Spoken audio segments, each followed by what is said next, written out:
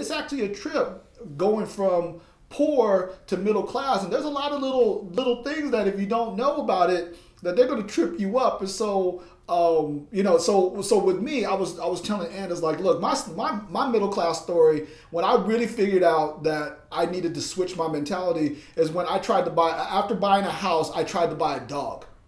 And with my working poor background, the dog that I wanted to buy was a pit bull. And that's hood. That's hood, right? It's like that was like, and when I went to the Humane Society, which is also hood, to whatever. Don't be mad. Don't. You don't went to, wait, no. You just said you went to the Humane Society to buy a pit bull. To buy a pit bull, right, absolutely. keep the story going. So there was this beautiful female black pit bull with tan markings on it. I was like, she's gonna be mine. And I actually even went through the process of actually buying her, and then I go and start hanging. Then I started telling my professor friends, right, now my new friends, right, my colleagues. We were in a department meeting, and I'm like, oh, we just got finished buying a dog, and here's this. I mean, can you imagine this, right? It's a room full of white folks. Right, older white people, and here I am, the young, professor coming in, a young black professor coming in, and I'm like, I'm about to buy a dog, and they were like, oh my goodness, what kind of dog? And I say a pit bull, and whew, silence. And I'm like, okay, what's wrong with this? And they were like, oh, that's interesting. Does your homeowner, you just bought a house, right? And they were like, yeah. It's like, oh, so you found a homeowner's insurance that covers your dog? And I'm like, why would my homeowner's insurance cover my dog? It's a dog, not a house. And they were like, no, well, if your dog bites someone, then your homeowner's insurance will cover that. And I'm like, and so they don't cover pit bulls? They're like, oh no, their reputation. And so I was just like, okay, so I can't even buy the dog that I want because now I'm middle class, and now there's all these restrictions on me, or this new terrain, if you would, for me to have to listen and do and pay attention to that I didn't know as a working poor person. Mm-hmm.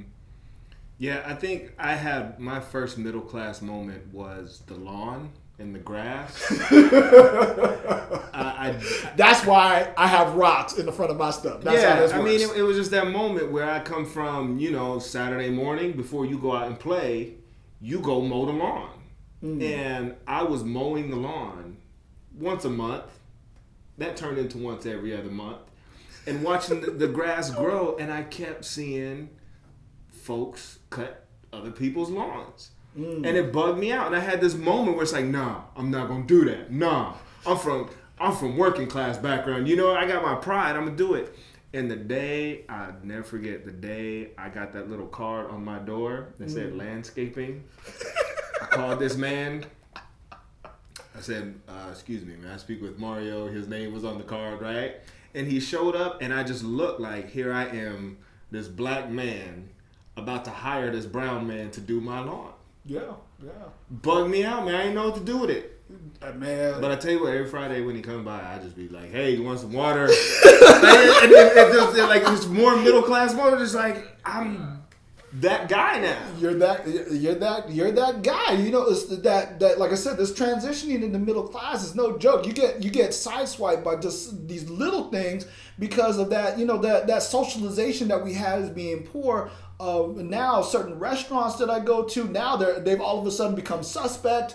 I'm like, when did this happen? When did I become? The moment I found out that Olive Garden was not fancy dinner. It broke my heart. Like, that's where I'm from. Olive Garden was Sunday. That was a special event you saved for this and all of that. And so we're wrapping up on time. Give us a closing thought on being middle class. You are gonna hire somebody to do your lawn.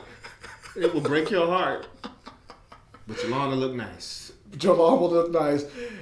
You need, for my closing thought, for real, you are going to change the dog that you buy. You're going to change a lot of these things. I'm not saying it's bad to change. I'm just saying just expect the change, and it will not surprise you when it happens. And so that's my closing thought.